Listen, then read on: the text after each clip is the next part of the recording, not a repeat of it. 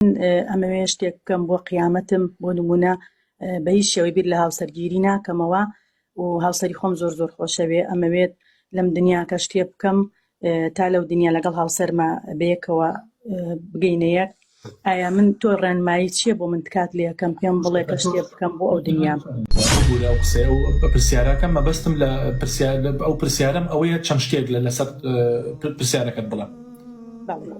تەمەنت چەندێکە؟ مامۆستا من 86م.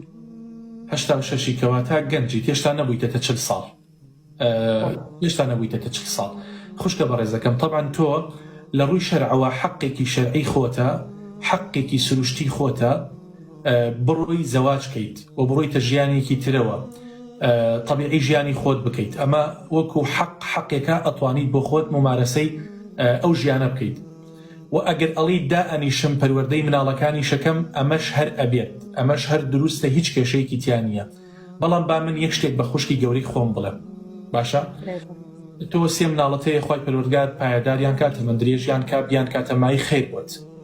کچن یا کوڕن ئەمانە دوو ڕۆژکە گەورە ئەبن شوو ئەەکەن، تۆ بەتەنیا ئەمێنیتەوە، کەواتە تۆ لەو بینەیە ئەبیتە تاکە قوربانی.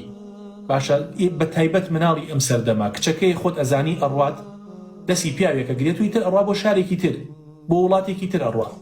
کوڕەکە کەم بوو پێ بتوانێت ئیمڕۆ لە تەک خەسووی دانشێ و خزمەتی خەسووی بکات. باشە، خوشکە گەورەکەم، ئەگەر توانای ئەوەت هەیە، باشە، ژیانێکی تر پێک بێنیت، بیر لەوە مەکەرەوە من لە قیامەتە لەبەر ئەوەی بۆ هاوسەرەکەی خۆم بمەوە شوو ناکەمەوە، بیر لەو شتە مەکەرەوە. تۆ لە ئێستایە جی بیر لە ئێستا بکەرەوە. لەو کاتەیە خوای پەروەردگار لە قورئانە فەرمێت لەهم ما یەشاؤون فیها، لەهم ما یەشاؤون فیها. بۆیە زانایان ئەفەرمون لەهم ما یەشاؤون فیها، ئەمە مطلقە، یعنی لە قیامەتە داوای هەر شتێ بکەی خوای گەورە ئەداتێ. بۆیە بیر لەو مەوزوعە مەکەرەوە بە هیچ شێوازێک زەواج نەکەیتەوە لەبەر ئەوەی بۆ هاوسەرەکەت بیتەوە. باشە، خوای گەورە لە هاوسەرەکەت خۆش بێ و کۆتان کاتەوە لە باشدا بەڵێکە. ئەمە وەکو بەنسبەت ئەوەی ئایا تۆ زەواج ئەەکەیتەوە یا زەواج ناکەیتەوە، طبعاً ئەمە مافێکی تاکە کەسی خۆتە، پەیوەندی بە خۆتەوە، یە خۆت بڕیان لەسەر ژیانی خۆت ئەدەی. بەڵام هەنێک شت هەیە پێویستە بیری لێ بکەیتەوە، پێویستە بیری لێ بکەیتەوە. زۆر ئافرەت هەبوو، زۆر دایک هەبوو بە دیار مناڵەکانیەوە بەڕاستی گەنجێتی خۆی فەوتان، کە مناڵەکەی گەورە بوو، مناڵەکەی بەجێ هێشت. ئێستا خۆی لە خانوویەکە بە تەنیا ئەژێت، بە دوو دەست ئەداتە سەریا ئەڵێ خۆزگە زەواجم بکردایەتەوە، خۆزگە بچوومایەتە ماڵی خۆم. ئێستا چا نەبوو لە تەک مێردەکەم بووم، سەرینێکم بە سەرینیەوە بوو. ئەمە بەڕاستی من باسی حەقیقەتت بۆکەم.